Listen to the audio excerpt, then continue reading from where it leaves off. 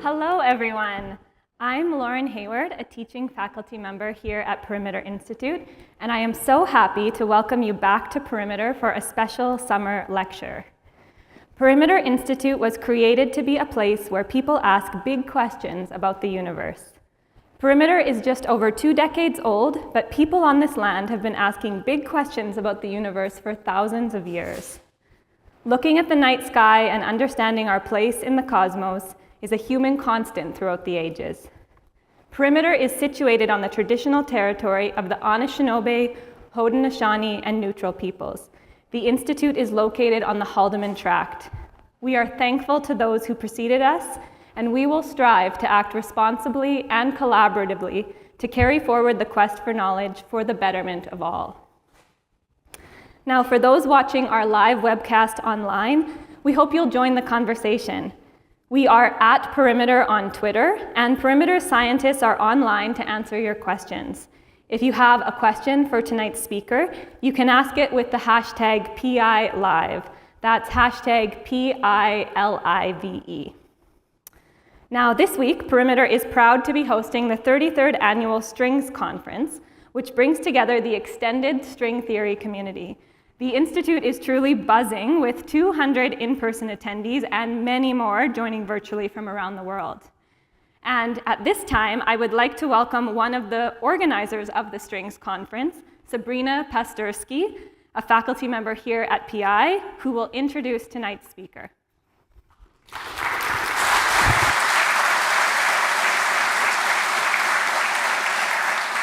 Hey, I'm very happy to have the honor to introduce tonight's speaker.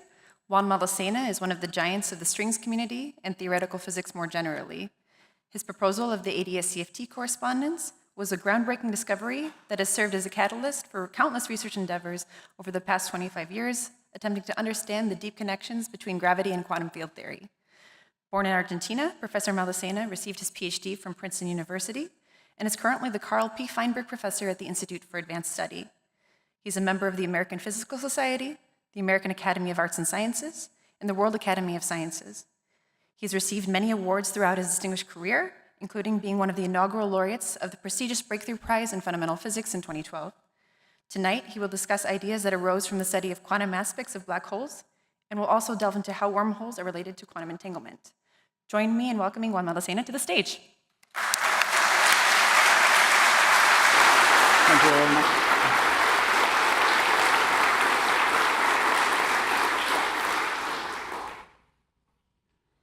Okay, thank you very much for the very kind introduction. It's a real pleasure to be here. I've had a wonderful week during the Strings Conference, and I'll try to transmit some of the enthusiasm that we string theorists have, for our field. So I'll be talking about the meaning of space-time, black holes, wormholes, and quantum entanglement. So Galileo said that the book of nature is written in the language of mathematics and geometry. So let's talk a bit about geometry. Don't worry, I will not talk to you about mathematics. So we'll talk about geometry. Let's start with Euclidean geometry. So it's based on very simple concepts such as points, lines, mainly straight lines, circles, etc. And out of these concepts, we can use it to do many things. For example, we could use it to describe images. In fact, many software programs use this type of geometrical concepts to store the images and so on. This is just an example.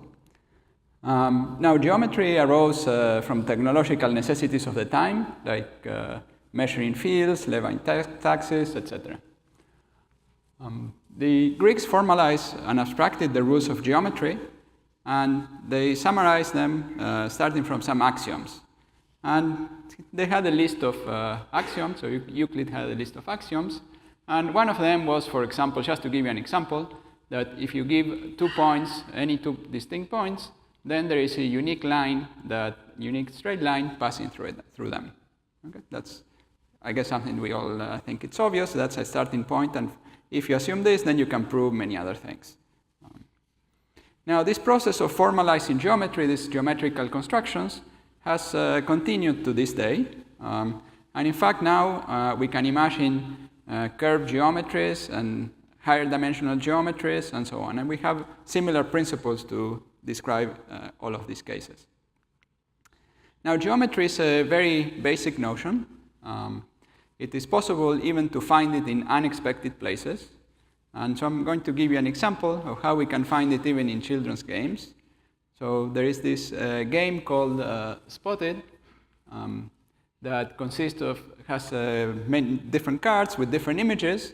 And when you play, you have to match an image that is in your card to the image that's been played, to the image in a card that's been played. And by the way, I'm not getting any ad money.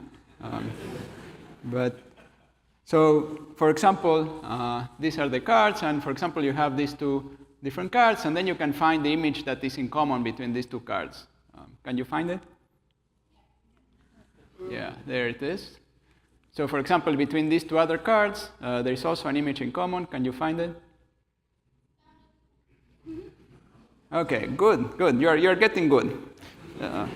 Okay, so we are not going to continue. So what we see is that given any two cards, there is a unique image in common. Now, there is a kind of geometry behind this game. So I just said that given any two different cards, there is a unique image in common. And this sounds similar to that postulate of geometry if we replace the word cards by points and image by lines. So we can, from this little game and this little system of cards, we can abstract this notion of geometry. And in fact, so we define replacing the names in this way. There is a geometry behind this game. In fact, something called finite geometry, which is something that was developed in the 17th and 18th centuries. There is also higher dimensional geometry behind language models such as ChatGPT and, well, a lot of software programs. For example, in that case, words are represented as points in some higher dimensional space. That's another example. Now, these concepts of geometry were used to measure the geometry of our real world, the Earth. So Eratosthenes developed this simple observation where he noticed that if you have a vertical stick at some time of the year, it has no shadow, but if you move some distance away, it will have some shadow. And then by measuring this angle and this distance, he could estimate the size of the Earth. In particular, he showed that the surface of the Earth is not flat, but it's a curved space, it's curved geometry. So this shows, for example, that Euclidean geometry was wrong for measuring fields. So you have to use a different geometry, the geometry of a sphere. Of course, it's that little mistake that you make is small for small fields. It only gets big if you were to measure fields which are the size of a continent. So the notion of Euclidean geometry continues to be good for relatively small objects, such as small fields. But it's one of the first examples where we go from this flat geometry to the curved geometry. Now, still at the time and till the beginning of the 20th century, it was believed that Euclidean geometry was a good description for describing the three-dimensional geometry of, let's say, outer space, or the space in which the Earth sits. Okay, now let's make a small break from geometry and go back to physics. There is an important physics principle from the beginning of the 20th century, which is the principle of special relativity. The principle of relativity itself is older. It goes back to the days of Galileo, and it says that observers moving with constant relative velocity observe the same laws of physics. So if you are in a moving cart and someone is in a stationary cart, they both make the same observations. Now, special relativity has one extra postulate, which says that the speed of light is the maximal speed of propagation of signals, and also is the same for all observers. So all observers measure the same speed of light. So this is an additional law of physics, and in accordance to the first postulate, it's the same for all of them. So this is a little graph, and here we have the red observer is stationary, sees the light traveling at a certain speed, and then we have the moving observer, and your intuition would say that what speed would he measure? Would he measure the lower speed or the same speed? Lower, exactly. That's what your intuition would say. But the idea in physics, in reality, this person actually sees exactly the same speed. And the only way this can work is if time flows differently for the two observers. So the two observers have a different notion of time, and that's a consequence of this principle of special relativity. So what this implies is that we can join space and time into a new kind of geometry. So we can play a game somewhat similar to the game we were playing, this children's game we were discussing. We were going to discuss a new kind of geometry where we are going to define a point in a slightly different way. So we're going to define a point as an event, something that happens at some place in time. So for example, a point would be the beginning of the lecture that happened here in this room. Okay? And we can draw that, for example, if space was just one-dimensional, we have this is the direction of space, and for us sitting still, this would be the direction of time. And then after a while, at the end of the lecture, we'll have another event, which will be the end of the lecture. That's this other point. And so those are 2 points. Now, lines will be trajectories of particles or observers. So for example, if you are sitting in your chair, you are not moving anywhere, so you are sitting, hopefully, during the whole lecture. Hopefully, you won't leave during the middle of the lecture. Then we can have a particle, let's say a neutrino, that came from the sun and went through us and crossed us at the beginning of the lecture. By the end of the lecture, it will be that neutrino will be very far away. Okay? We can have one that is traveling a little faster. And finally, we can have a light ray which travels as fast as possible, and that's the maximal propagation. So any straight line of an observer moving with constant velocity will be within that. Well, we'll have it to travel within this range if it's traveling, let's say, to the right. Now, so the light ray goes at the maximal velocity. Now, something interesting is that this, so if we are the static observer, we divide space and time according to this, let's say, axis. So this is space and this is time. If we are a moving observer, like, let's say, this one, we would call our time direction. So we are just sitting here. For us, as we move forwards in time and not moving in space, that would correspond to, let's say, this axis. That's this axis. An axis of equal time would correspond to, actually, it turns out to correspond to a line like this. So what they call space and time, each of these observers, how they divide space and time, depends on the velocity they are moving at, but they are all seeing the same, let's say, combined space-time. So the conclusion is that out of space and time, we can make a geometry in the way that we just mentioned, and that's the geometry used to describe physics in accordance to the principles of relativity. Now, we'll make a small apparent detour from geometry, and we'll talk about the force of gravity. So the force of gravity, you probably remember from your high school days. So you have 2 bodies, let's say a big mass and a little body, small mass. And the force of gravity says that the acceleration that this mass feels is, first of all, independent of this mass and proportional to the other mass and the distance and the Newton constant. Now, there are 2 things I want to draw your attention to, is that the acceleration of this mass, so how this mass will move, is actually independent of its mass.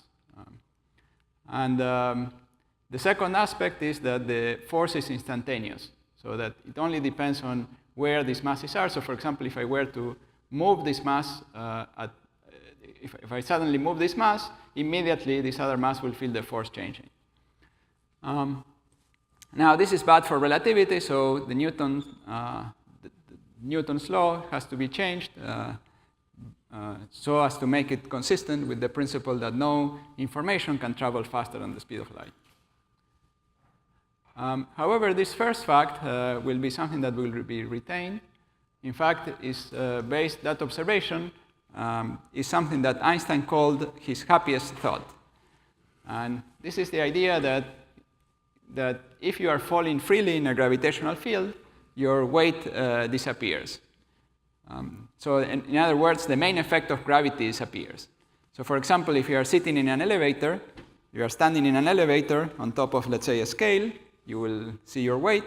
But then if the wires break and you are falling freely, then you're falling at the same rate as the elevator and the scale and so on, and your scale will show 0 weight. Okay? Weight has disappeared.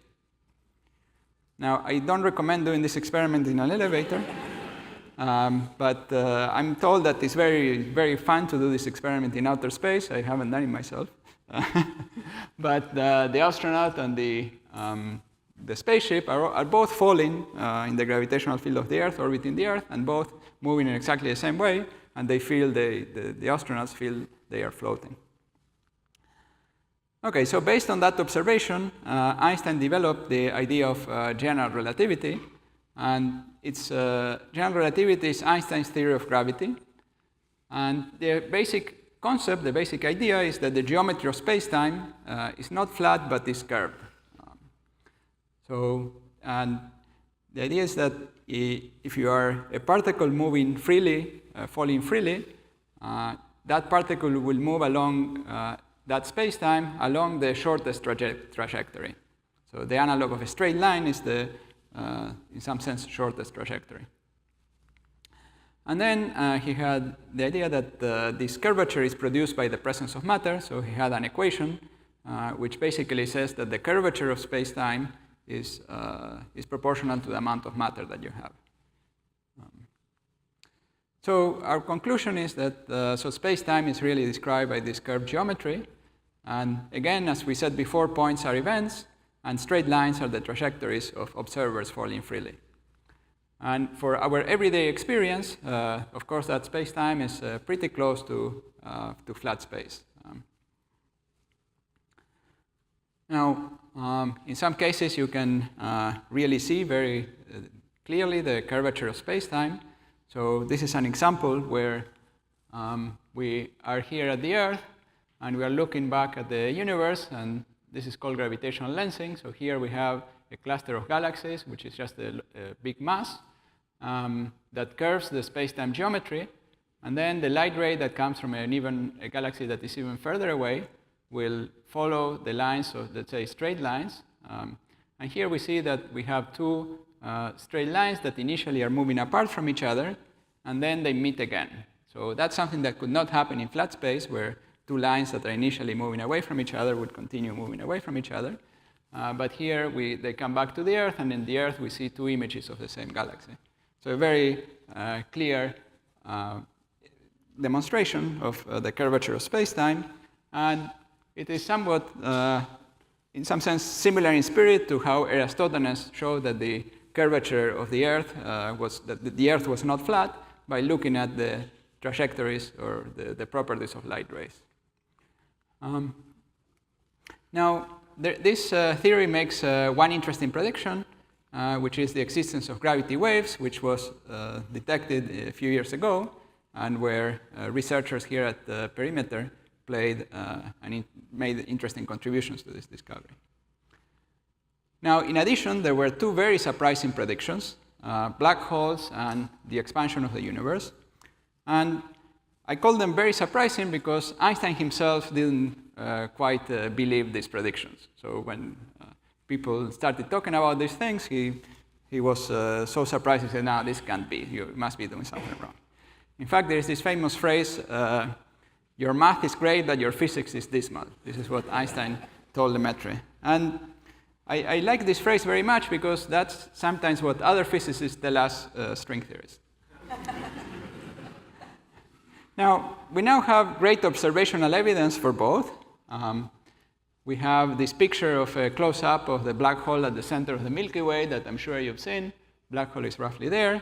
And this is taken by the Event Horizon Telescope. And again, researchers who work here at the Institute participate in this wonderful experiment.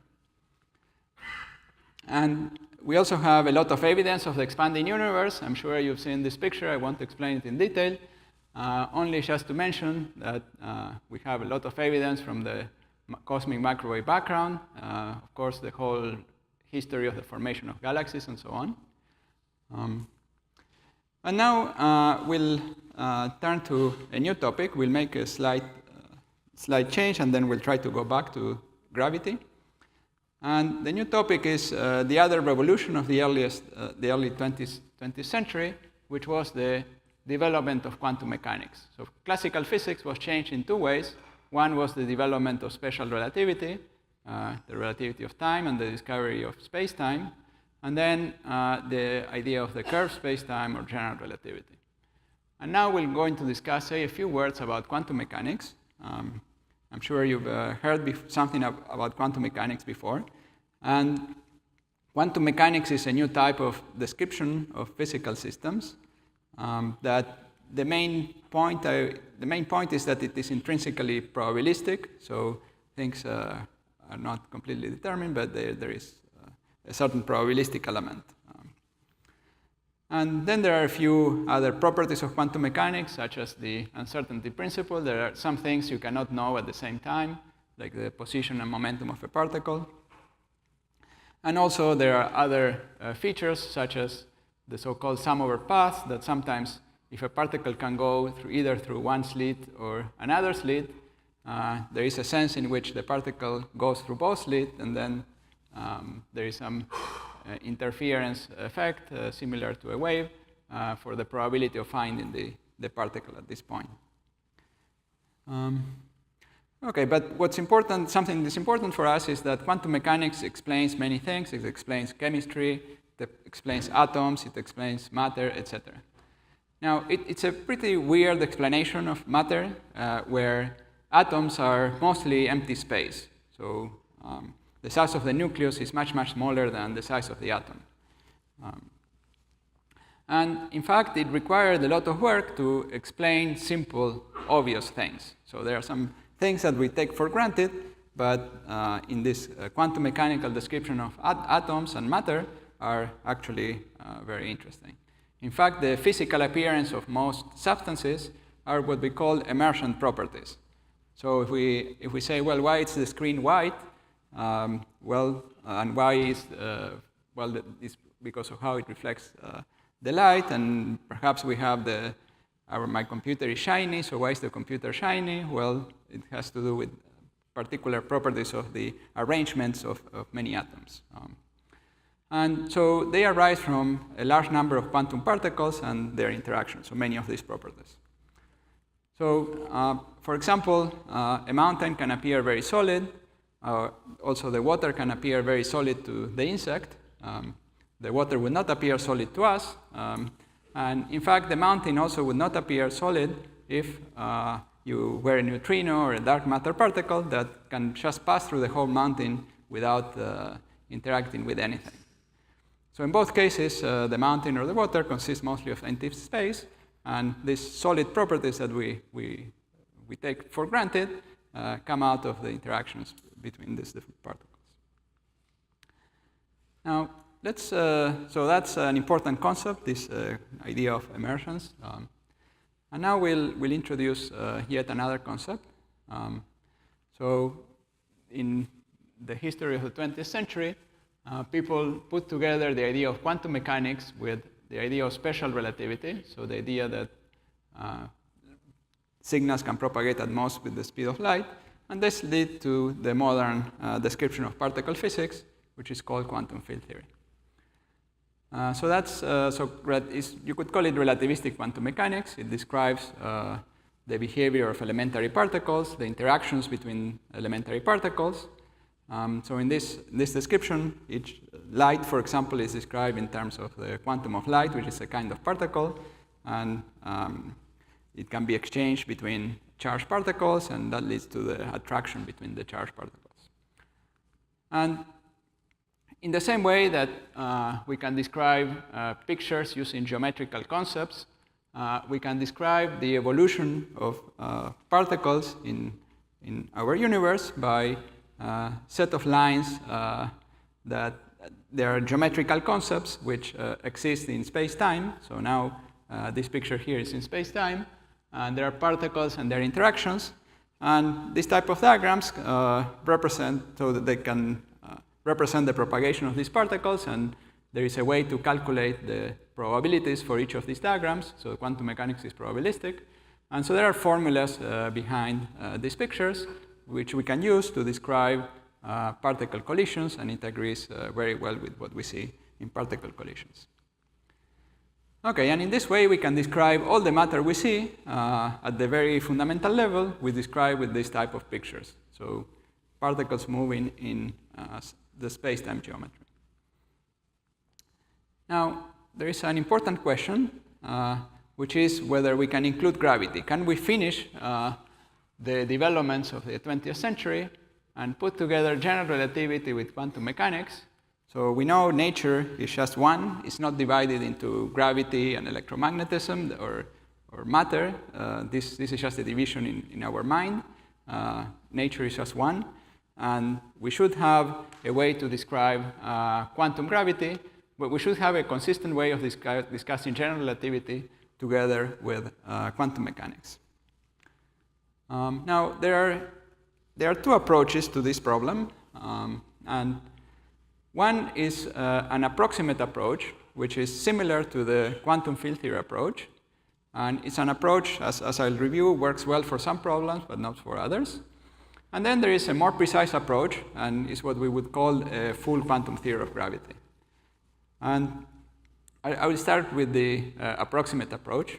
So in the approximate approach, the idea is very similar to the idea that one had for ordinary particle physics. We will just now have all these particles moving, instead of them moving in a flat geometry, they are moving in a curved space-time geometry. And again, you can create particles, and you have to add one particle, which is the graviton, the quantum of gravity. And in this way, you can describe various things. And when the radius of the curvature of the universe is very much larger than the so-called Planck distance, this works very well. And in particular, so let me just say what the Planck distance is.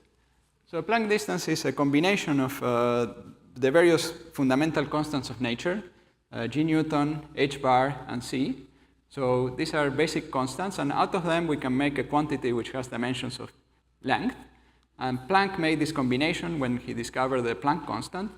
And he said this distance must play an important role in physics. It's a very, very tiny distance, so it's not a distance we can see with a microscope. In fact, our best microscopes today can explore a distance of order 10 to the minus 18 meters, so a distance much, much bigger than 10 to the minus 35 meters. Just to give you an idea of the size of the Planck scale, let's imagine that we grow to the size of the galaxy. Okay? Now we are the size of the galaxy.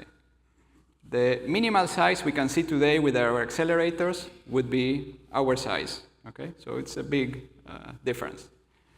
The Planck scale would be the minimal size we can measure today with accelerators, so another factor of 10 to the 18. Anyway, this is a very tiny distance, but it was recognized as a basic length scale of general relativity. And it's basically the length scale at which the quantum effects of gravity become very important. So if you were to look at space-time at this very tiny distance, space-time would be highly fluctuating and so on. Would be very probabilistic. Space-time at long distances is very, very sharp and clearly defined, very classical.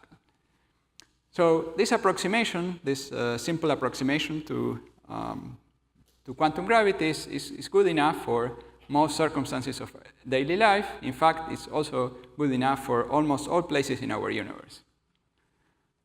Now, there is a situation where there is a complete failure of this approximate description, and this happens at two places. So the most interesting one where it happens is at the beginning of the Big Bang. So at this very first instance, we think the curvature of space-time became very large. And the word singularity means, if you don't know what it means, you get the right meaning, because we don't know what happens there. So you know, just means we don't have any idea what happens there, and according at least to this theory. And the other case is singularity. There are similar singularities in the interior of black holes, as I'll explain in a little while in more detail. So these are places where the approximate theory fails. So it fails in these extreme circumstances. And this circumstance here is, of course, very important for us because that we would like to understand what happens there. We would like to understand the beginning of the universe. So that's the main motivation to study quantum gravity, is to understand what happened at the beginning.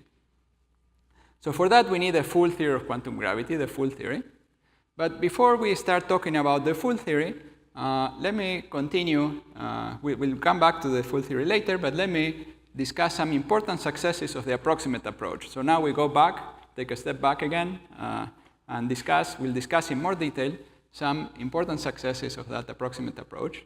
So the first one is that it leads to a big surprise for black holes. And this is a fact discovered by Hawking that made Hawking very famous. The idea that black holes, the laws of quantum mechanics in the context of black holes, implies that black holes can emit thermal radiation. They emit some radiation. And this radiation is such that the temperature of the radiation increases as the black hole size decreases. So if you have a smaller black hole, it will look hotter. It would be like hot, let's say it could become red. And if it shrinks enough, it could even become white. So it could be so hot that it could have the temperature of the sun, and it would look white to our eyes. So it would be a white black hole. It looks like a contradiction in terms, right? Black holes were supposed to be black, but now they're black, they're white. So big surprise. Now this effect is almost irrelevant for astrophysical black holes. With astrophysical black holes, well, they're completely irrelevant for astrophysical black holes because astrophysical black holes are very massive. They have very low temperature, so low that it's even lower than the temperature of the cosmic microwave background, so you have no hope of seeing this tiny temperature for astrophysical black holes. If you had smaller black holes, the effect can become bigger. For example, a black hole of the mass of a continent would have the size of the bacterium, the size of the wavelength of typical wavelength of white light, and then that black hole would really look white. Okay? Now, this type of black holes are not readily made in our universe, but in theory, this is what you would find. Now, let me just explain why that effect happens. So I'll explain it with some kind of cartoons. And the basic point is that the quantum vacuum is a somewhat complicated state. So the quantum vacuum is such that if you looked at the small region of the vacuum, what you measure is quite unpredictable. So you have so the measurements at that point could change from measurement to measurement, and there is a kind of lack of information that you have if you only look at the little portion of the vacuum. And this is a computer simulation for a particular quantum field theory. The whole vacuum is simpler. So if you look at the whole vacuum, then you see, for example, that you have no particles. If you look at the small portion of the vacuum and you look there, it might be that you see something like a particle. But if you look at the whole vacuum, you don't. And the reason is essentially that you have some ignorance in some parts, but that ignorance is correlated with some other ignorance you have in the other part.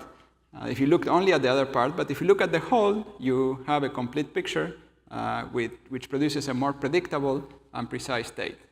Now, this might have looked a little abstract, so since it was a bit abstract, let me just describe it with an analogy, because it's an important point for the rest of the lecture. And imagine that somebody tells you a portion of a sentence. So let's say Mary stepped out of her, and then you can decide how to complete the sentence. Any volunteer to complete the sentence? Want to complete the sentence? What?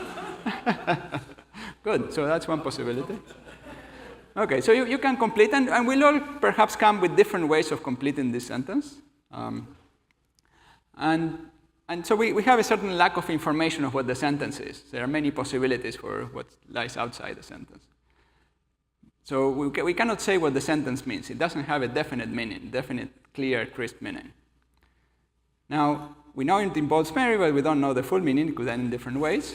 But if someone told you the full sentence, let's say Mary stepped out of her comfort zone by explaining quantum physics to a group of investors, then you have the full meaning. Now it's clear what the whole thing is. So if you have the whole picture, clear meaning. If you have only a small picture, so that's similar to looking at the portion of the vacuum versus the full vacuum.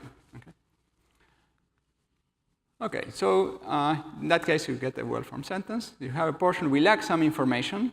And in fact, there is a way to quantify the information we lack. So in the case of the sentence, we could imagine listing all the possible ways to complete it. Some will be very improbable, some will be more probable.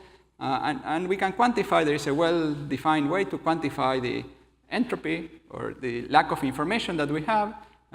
Using so-called information theory, we can assign a number to, roughly speaking, counting the number of different ways in which it can end.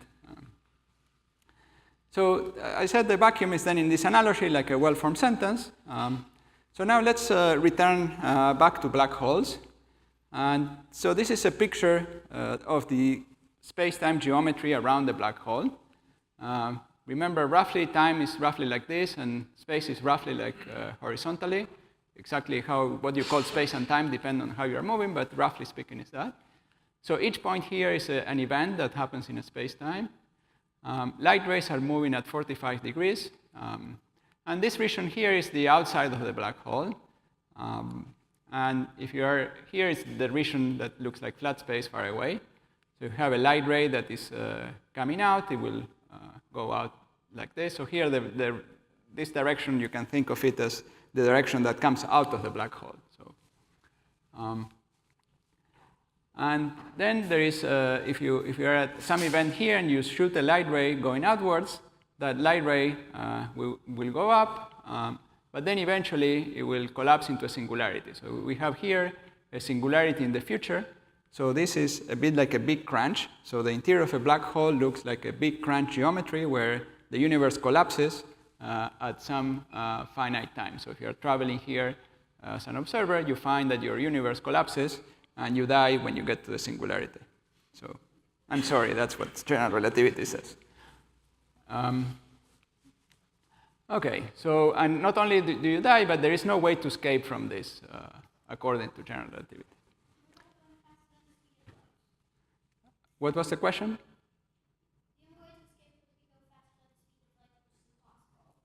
Yeah, that's right. You can't escape because that would require you to travel faster than the speed of light. So the speed of light moves here at 45 degrees. If you wanted to escape, you would have indeed to travel faster than the speed of light. Absolutely correct. Okay, so that's the space-time geometry. And there is a particular light ray, which is the one that divides the region from which you can escape from the region where you, so the region where you can escape, which is this one outside, from the region where you cannot escape. And we call that the horizon. So this is some light ray. And so if you are an outside observer, you can see only a portion of the geometry, so the portion that is outside, because the points here, the events that are inside, can never send you a signal. So you ignore what happened here in the interior. You can only measure what happens here in the exterior. So we had the vacuum of space-time, the whole space-time vacuum, and it's split by the horizon into two pieces, the piece outside and some piece inside. And so we have a phenomenon similar to what we had with the sentence, in the sentence analogy, where we get only a portion. And because we get this portion, it leads to some ignorance, some randomness. And in physics, this ignorance or randomness translates into temperature. So whenever we have something at finite temperature, we have this feature. And the quantification of this lack of information is sometimes called entropy or disorder, is what the lack of information of what's inside.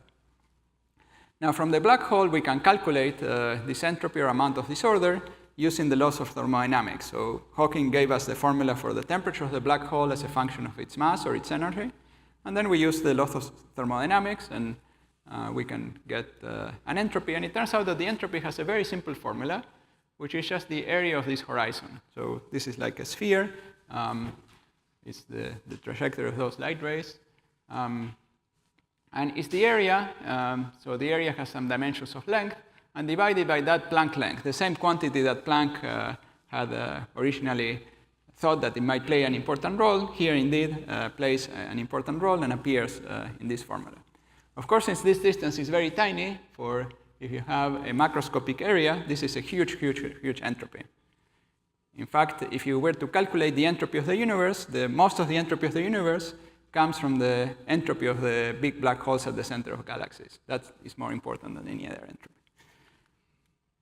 And then the second law of thermodynamics would imply that the area should increase And indeed, the laws of general relativity say that the area always increases. So Hawking had shown, even before this formula was developed, that if you have a horizon, the area of the horizon always increases. That this just comes from solving Einstein's equations, those equations that we discussed before, that have nothing to do with thermodynamics. So it's an interesting consistency picture. Okay, so black holes emit radiation, they lose mass. We call that evaporation. Now this, as I said, was irrelevant for an astrophysical black hole, but let's imagine someone let's say someone came and had some way of making a very small black hole, let's say a 1 kilogram black hole, and so someone gives you this 1 kilogram black hole, and you would say, well, 1 kilogram black hole cannot attract me very much, it's probably not a big problem, okay? However, due to this effect, the 1 kilogram black hole, using the formula E equal to mc squared, will evaporate and will emit an energy which is equal to its mass. And that energy, if you work out what it is just like a 20 megaton nuclear bomb. So don't accept the 1 kilogram black hole from anyone. Fortunately, there are no such black holes around. And we have described some results for black holes from this approximate method. Remember, all these results are derived by this approximate quantization method for gravity. But there are some questions about black holes which we cannot answer using this approximate method. So for example, what precisely comes out of a black hole? So if you throw in some matter into a black hole, you can throw water, or you can throw I don't know, gold, and what comes out seems to be just radiation. Can we recover the information of the matter that formed the black hole? And in other words, is this process of black hole formation and evaporation consistent with the laws of quantum mechanics, which says that this information cannot be destroyed? Now, to answer this type of questions, we need the full theory. So now we'll return to the discussion of the full theory. And we really don't have a full theory, but we have a theory under construction, which we call string theory. And now we are having this conference on string theory, and the goal of this conference is to make progress in the construction of this theory, understanding this theory better and extending its range of validity of the things that we understand now to understand more things about this theory. Maybe one way to say this is that our picture of the theory is something like this picture. Okay? So you can see there is a building there, and you're pretty sure there is a building, but we don't have the sharp outlines. We don't know everything about the theory. We have some idea about the theory. Now, my attempt today will be to try to give you an idea without formulas, without mathematics. It will be more impressionistic. Hopefully, you will get the idea that there is some picture, but that will remain to be seen. So what we're going to try to see now is that, well, I'm not going to describe this theory in detail. I'm going to discuss one aspect, which is that we're learning some interesting things about the quantum aspects of black holes. And so we'll focus on one particular aspect. And the aspect that we will focus on is the idea of space-time as an emergent concept. Now, we can motivate this as the following, let's say, question. These are the type of questions you have in the university entrance exams in the US. I don't know if you have those in Canada. But so these are questions about analogies. So water is to atoms as space-time is to. So see, we use atoms to describe water. What are the things we use to describe space-time? So space-time atoms, you would say. Are there something like this? And the idea is similar. So we'll talk about an idea that is somewhat similar. But these elementary atoms, or sometimes we call them qubits. So qubits is the basic amount of quantum information, or the basic degree of freedom in quantum mechanics. These atoms are not local in our space, but they are really sitting far away. Okay? And so this is the idea of holography.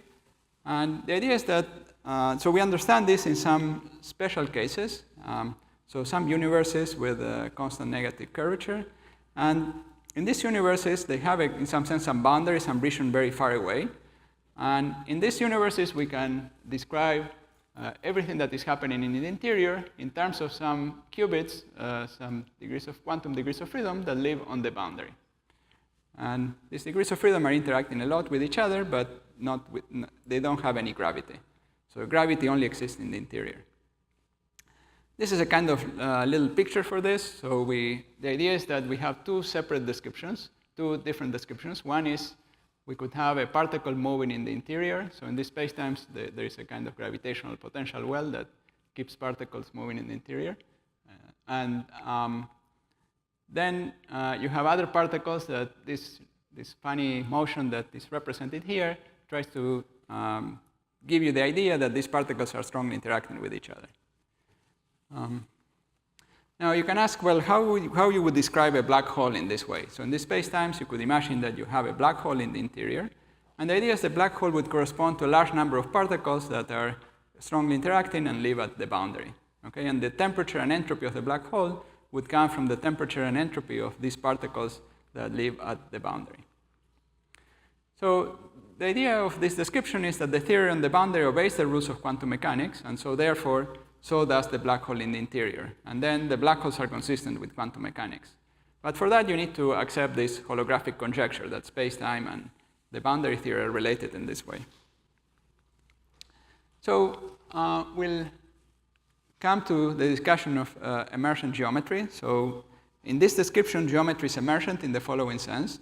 So we have some space-time, and the qubits live far away at the boundary. But the gravitational space-time has one more dimension. So let me try to explain how that happens using an analogy. So imagine a sentence. So we come back to this idea of a sentence. And the sentence says, if a man does not keep pace with his companions, perhaps it is because he hears a different drummer. Now, when you heard this sentence, you probably in your mind divide it into various words, and then you probably group the words in some way, analyzing the grammar of the sentence and so on, and the meaning of the sentence. You found the various sub-sentences or sub-clauses and so on, and until you got the full sentence. So in fact, there were also long-distance correlations, for example, between the word man, his, and he, or between the concept of keeping pace and drummer. Okay, that's a kind of deeper level correlation. As we include more words in our analysis, we get to a deeper meaning of the sentence. Okay? So we have, in some sense, an extra dimension, which is the depth of meaning, or the direction of meaning in the sentence, so how deeply encoded is a particular concept within this sentence.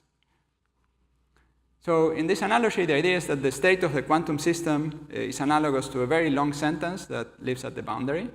And the bulk geometry is doing some analysis of the meaning of this particular sentence. So that's in the analogies, reflecting the correlations that you have between the various words of the sentence, and there are correlations that are encoded that involve short distances along the sentence, and some involve words that are very far away in the sentence.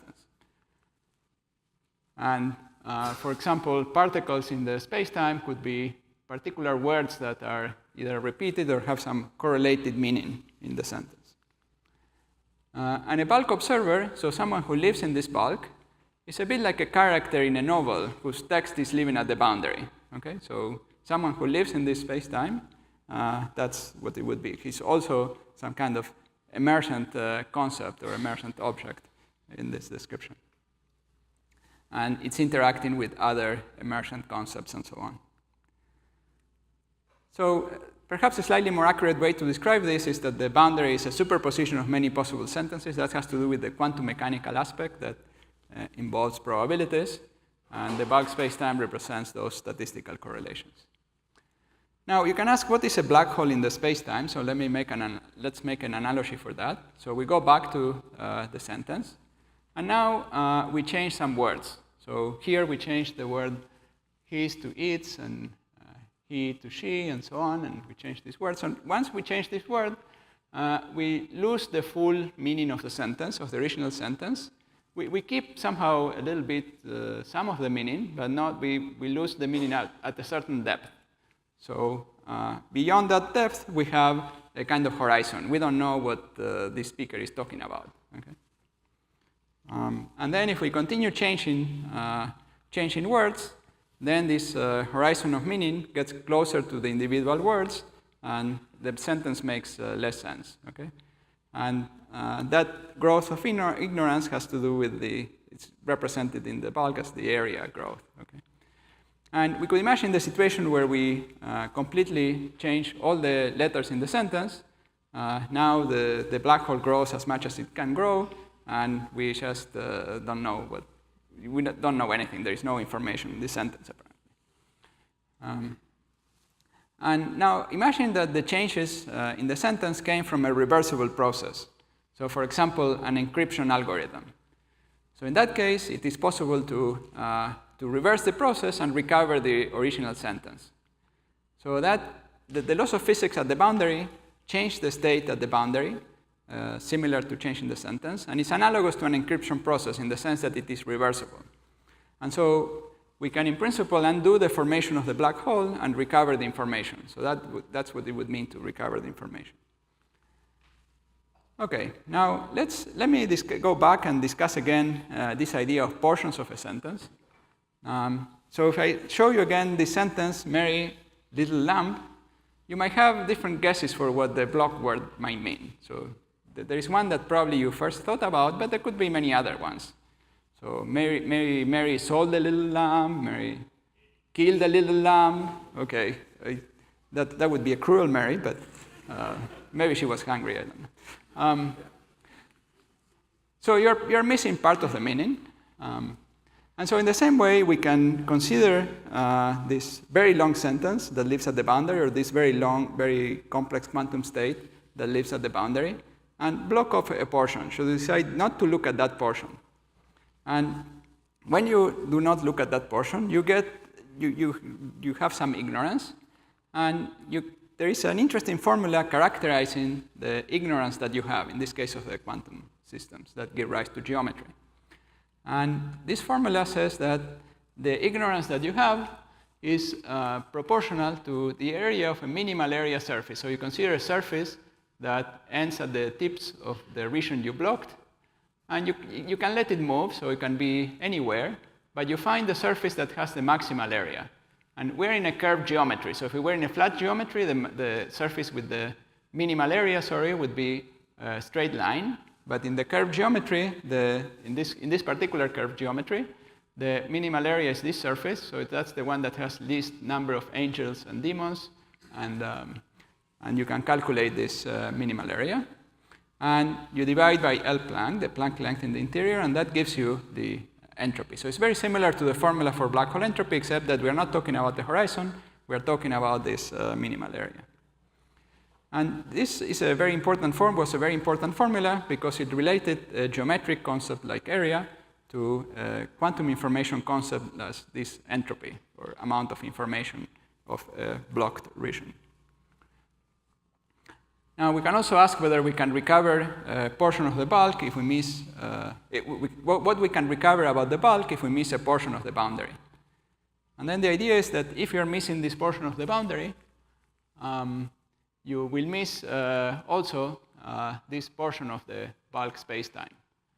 In other words, when you have a very long sentence and you're missing this region, you could imagine that you can recover meaning, or the meaning of the sentence, or let's say it's a novel that is in the regions very far away from, let's say, the pages you lost, but there will be some part that you would certainly not know.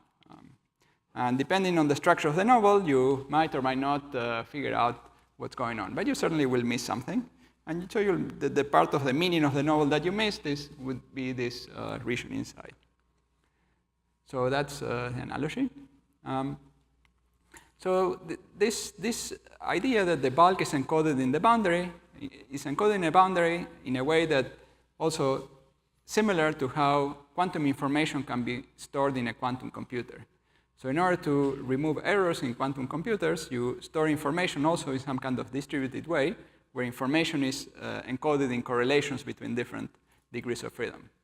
And that's called a quantum error correcting code that was developed in the 90s by Peter Shor, and is how quantum computers are supposed to work. And Almeri, Don, and Harlow found more recently that actually we should think about the emergence of space-time using this type of ideas.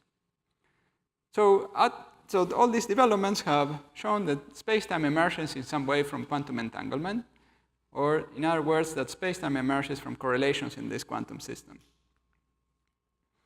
Or another way of saying this is that geometry is related to patterns of entanglements or correlations. So it's somehow similar to how meaning emerges from the correlations between words when we have sentences. In fact, people use ways to describe, so I'm not going to explain this picture, but this picture appears in papers of tensor networks.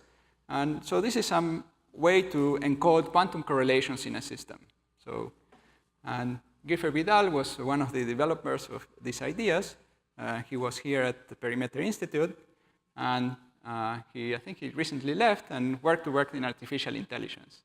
So he went from the quantum world to the world of sentences.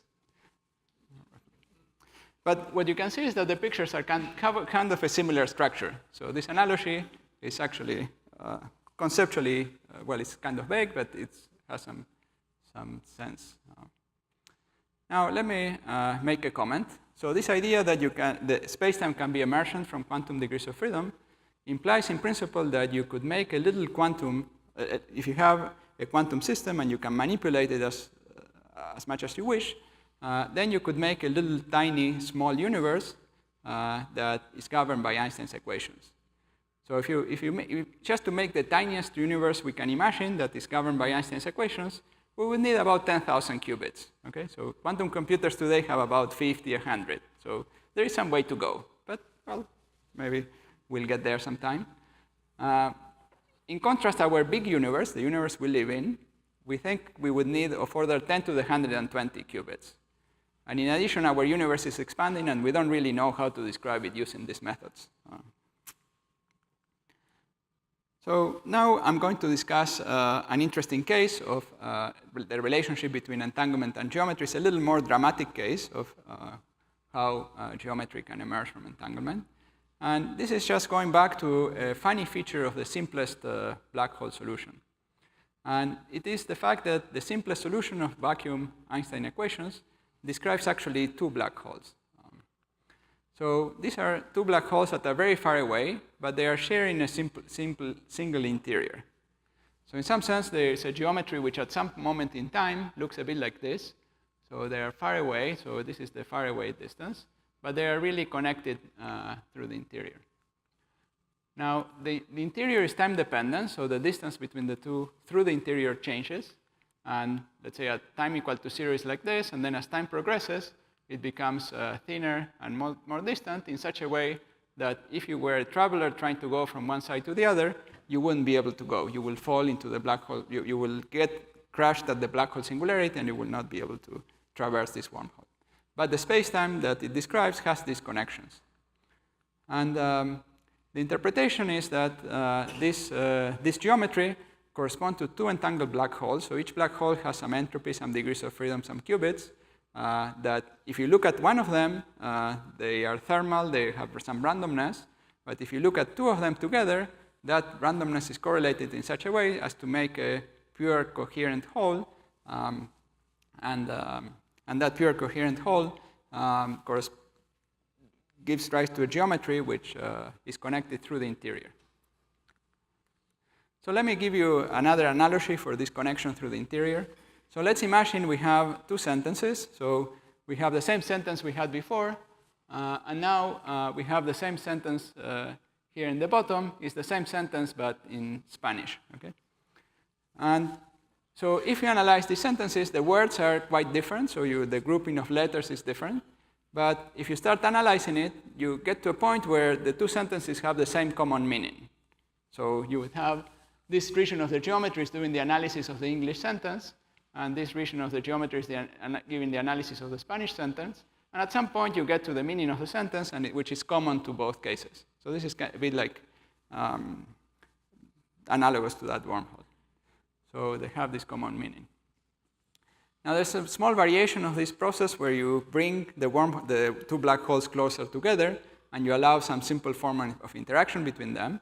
And in that case, then the wormhole can become traversable. In that case, you can indeed travel between one side. So first of all, the black hole ceases to be a black hole. There is no horizon anymore.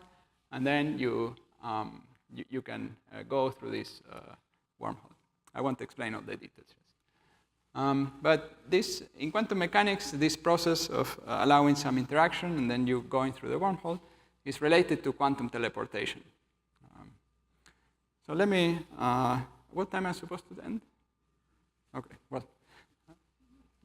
a few more minutes. So some analogy for this business of quantum teleportation through a wormhole. So this process has three elements: entanglement, communication, and this idea of wormhole. So let me just make a little bit some classical analogy. So imagine that Bob and Alice had been married for many years. So they share many common memories. Okay? So that means that Alice can send Bob, let's say, a look or just simply a few words, and Bob will know what she means. Okay? So in some sense, there was an idea, which is a much more complex thing. Well, an idea that got transferred from Alice's mind. This is kind of representation of her mind with all the meaning and so on inside, and Bob's mind. So the idea went from Alice to Bob, and it managed to go thanks to the fact that they shared all these common memories and just some simple look. So if a person from the outside that only hears the word or saw the look would not be able to guess what the idea was because they don't have their common experience. Now, I'm not talking about this, but there was a recent mini revolution in our field about similar wormholes that were important for understanding how information is encoded in Hawking radiation and the black hole interior. So I won't discuss that. So in conclusions, I emphasize the fact that quantum systems can give rise to a geometry, this emergent geometry, and that the geometry of our own space-time could be emergent in a similar way. We really understand this for universes that are a bit different from ours, that have, let's say, mostly negative curvature. Our universe is a bit different because it has positive curvature. Now, an interesting consequence is that we could make these little tiny universes in the laboratory, very, very tiny.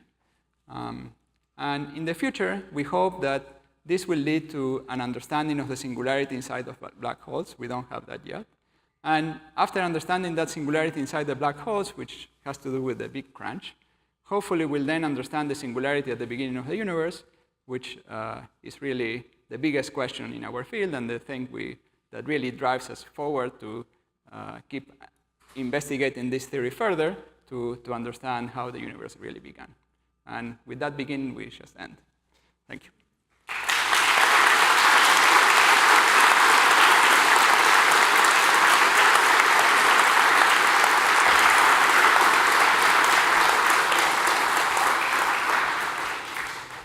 Thank you so much, Professor Maldacena, for your fascinating talk. We will now open the floor to questions.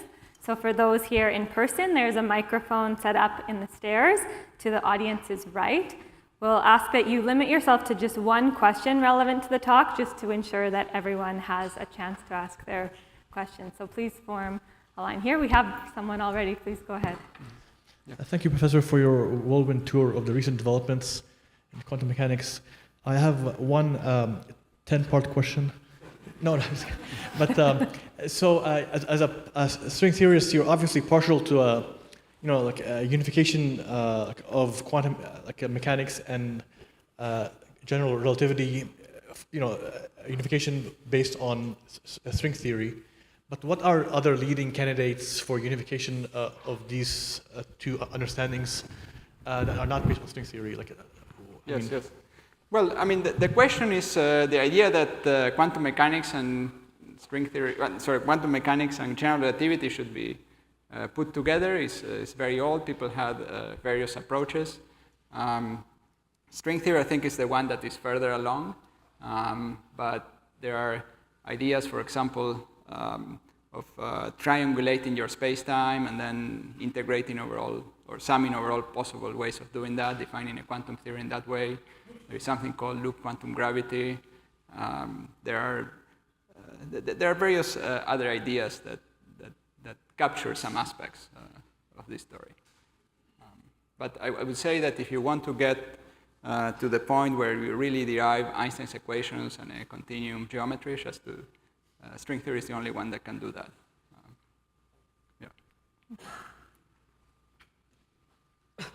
Hi, thank you for the talk, Professor. So my question is, in approximate theory, you mentioned that entropy is proportional to the area. But if entropy is increasing, shouldn't the size of black hole should keep on increasing and not evaporate? Very good question. Yeah, very good question. So the entropy is equal to the area in the classical theory. So actually, when you do this approximate approach, the entropy gets an additional term, which is the entropy of the quantum fields that live outside the geometry. And so the full entropy of the system outside is the area plus the entropy of the fields outside.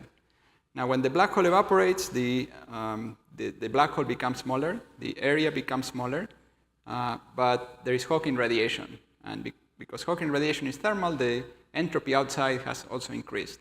And in fact, it increases more than the decrease of the area, so that the total entropy actually increases. This is something that was proven by Aaron Wall in about a decade ago. So it's relatively recent.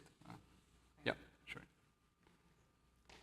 No one knows how to make a black hole, it was said in the meeting here, 2020, February. But 20 years before, in Scientific American, it more or less had the same argument. You described traversable wormholes, and the warp drive is sort of a transformation of that. In Illusion of Gravity, which you didn't mention, they just turned on the RHIC, and you said at the end, it was too soon to tell, but it may be generating tiny black holes from the ADS correspondence. Do you still think that in the more recent Scientific American, they described sort of the low viscosity, but they attributed it to the strong force? But the strong force is made of gluons, and you also mentioned gluons. Do you think you could, in the fifth dimension, as you described, generate some sort of chain reaction to create this bubble? What are your thoughts? Okay, well, your question contained various different elements. Let me see if I can say. Well, first of all, before the LHC turned on, people discussed that perhaps it could make black holes. The LHC has turned on and has not produced any black holes, as far as we have seen. That was possible in some scenarios. So that's one point, at least not four-dimensional black holes. You can, I wasn't, yeah, other parts of your question refer to the type of quantum system that has known gravity descriptions. And there is one example of a quantum system that involves particles similar to gluons, so similar to the particles that govern strong interactions in nature. It's a theory which is, let's say, a cousin of the theory that describes strong interactions, so it has gluons and also some other particles that we don't have in nature. But when you put all those particles together, they give rise to this 5 extra dimensional space-time. And in that description, when you have a collision of these particles, you can make a black hole in the 5th dimension, so in the extra dimensional space. From the point of view of the boundary theory, that black hole is viewed as a gas of particles similar to what we had in one of the transparencies, where we had the particles moving at the boundary. So it's described as a ball of gluons, or a quark-gluon plasma, it's called. And so this correspondence, this relationship, can then be used to calculate, or as a toy model for trying to understand that those processes in QCD. So I'm not saying QCD is the theory of strong interactions. So for the theory of strong interactions in nature, we don't know what this 5-dimensional description would be. But for similar theories, we do know. And for those, they can be used as a toy model. Thank you. Will we be able to harness Hawking radiation or any other energy from a black hole? Yeah, that's a good question. So if we look at the black holes that we have in nature that are known to exist, no, because they are, first of all, they are very far away. and they emit very little Hawking radiation. There is more matter falling into the black hole than there is radiation coming out for those black holes that exist in nature. Now, if you ask me what's theoretically possible, right? The best possibility is to have magnetically charged black holes. So if you had, I told you that black holes that have 1 kilogram would explode like a nuclear bomb. Now, if you had a magnetically charged black hole, so that's very difficult to make. We think they can exist theoretically, but they would be super difficult to make. But if you could make them, well, if they existed for some reason, then those would emit Hawking radiation and would settle into a kind of black hole at 0 temperature that's not emitting Hawking radiation. Then you can take some matter and drop it into this black hole, and that matter that you are dropping in would almost instantly be converted in Hawking radiation and would be a source of energy. So that's one scenario you could have. It's very science fiction-like, very unlikely to be realized for many reasons. In particular because we don't think nature naturally produces these magnetically charged black holes, and making them artificially seems exceedingly difficult. You talk on the view that time here had a beginning, so I was wondering what your thoughts are on these theories if time didn't have a beginning, like if Yes. We draw this picture with something that somehow starts here, and what you're asking is, could there be something before this point, some other universe? Time existed before the Big Bang, and then something happens here. And, well, we don't know. Maybe we could have it, maybe we cannot have it. But the point is that we don't understand until we understand what happens here. We cannot really know for sure. So people sometimes say, oh, perhaps there existed. I mean, there are some people who speculate and say, well, maybe there was a time before the Big Bang, and then they make some theory of what will happen. But that's not really a well-defined theory. It's one of these theories where you say, well, something existed before, then a miracle happens here, and then, we don't have a well-defined theory that allows us to go from before to after. And part of the question of understanding what happens here is to be able to answer that, your question, which is a very good question. Thank you so much, Professor Maldacena. That's all the time that we have tonight for Q&A.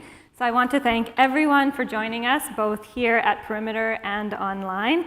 And let's all thank Professor Maldacena again for his wonderful lecture.